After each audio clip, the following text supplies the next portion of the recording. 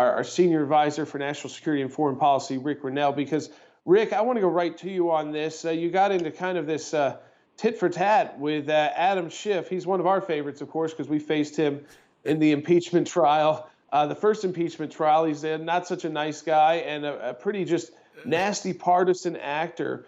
But you accused him pretty directly of his office, his committee, being responsible for many classified leaks. And he tried to hit back at you and say you were this partisan actor. But the fact is, he didn't really answer the question about the leaks.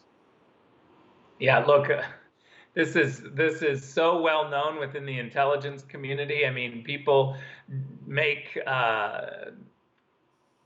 what they do when they go to brief Adam Schiff's committee or Adam Schiff's team or Adam Schiff is they literally adjust what they're going to say. This is now what intelligence officers have to do. They know that everything that is said is going to leak in a partisan way.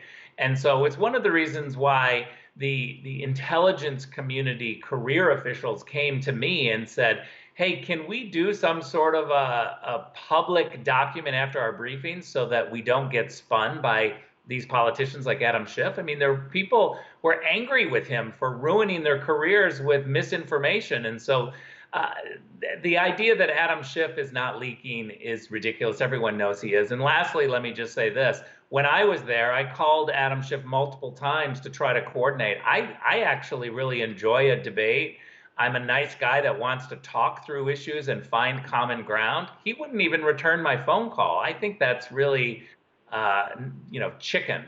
To not take a phone call and not try to coordinate reform. I mean, this is silly. That's second grade stuff. And we can have disagreements. We should be able to talk about them. I spent 2.5, almost 3 weeks on the floor of the United States Senate with Adam Schiff. And what people quickly recognized was the way it was paired off. Basically, when Adam Schiff spoke, then I would go. We were the kind of point-counterpoint. The thing that concerns me about all of this, and it ties back from whether it's intelligence leaks or information that gets put out with these committees and then they get it to other committees and then it gets leaked, or an impeachment proceeding that has on it Jamie Raskin, who argues in 2016 that the election should not be certified. The same thing they're complaining about the president doing. He voted that way. And then Eric Swalwell, we've talked about that before, who had the Chinese spy in his office. And this is all cheapening the institutions.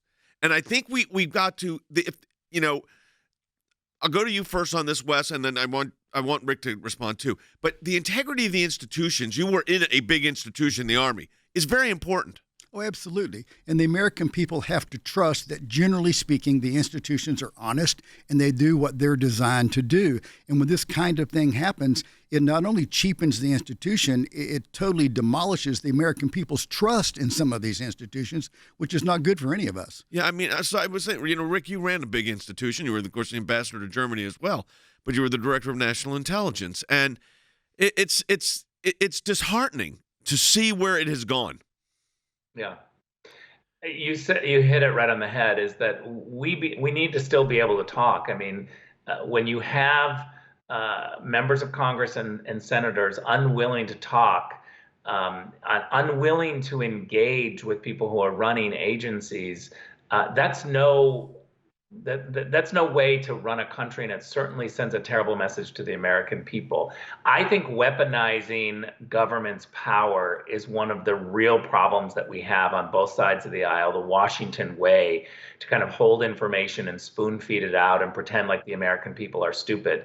And that's what's got to change. The outsiders need to go to Washington and change it. And that's why I supported President Trump. He was the ultimate outsider trying to change the system, and all of the insiders attacked him nonstop.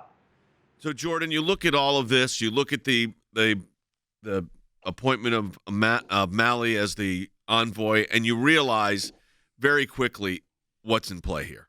We are looking at a rehash of the Obama-Biden administration, maybe worse. Yeah, I mean, that's the interesting part about this is he is not trying to carve his own path. This is someone who has sought the presidency 3 times, run for president 3 times, finally successful in getting the nomination and then getting elected. and yet he doesn't want to chart his own path. He's letting, and Rick really had a window into this very early on.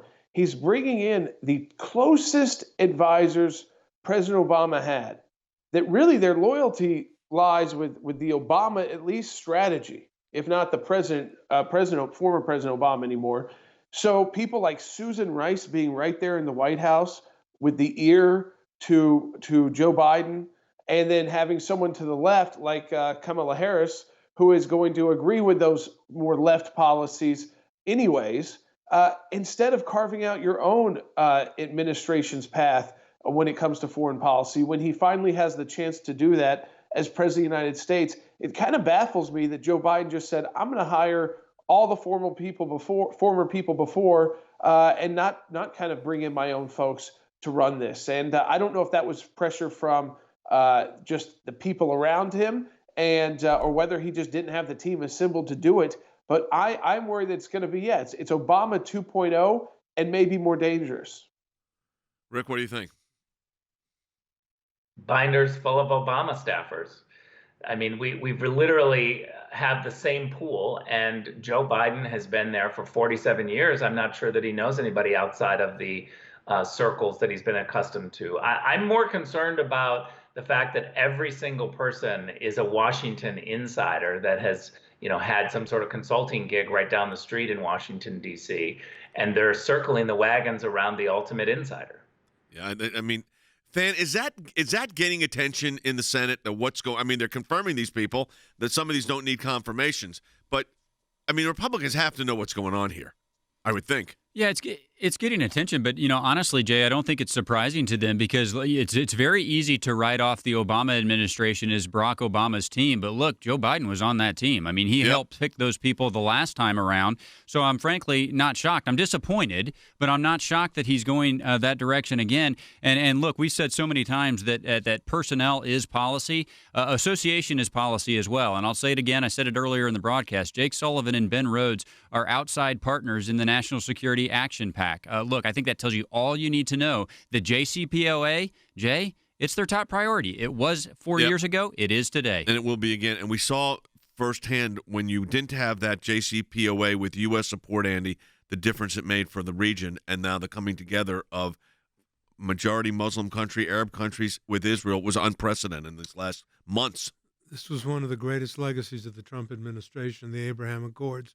What you've got with Joe Biden, to use a little more polished a term, is Obama Redux. Yeah. He's back right. again. All right, Wes, you got a piece coming up today on Iran. This afternoon, 5 reasons why Iran is a major issue for the Biden administration. It articulates what we've been talking about on radio today and how that it seems like the missteps just keep on coming. Rick, in 15 seconds, how significant is this envoy appointment?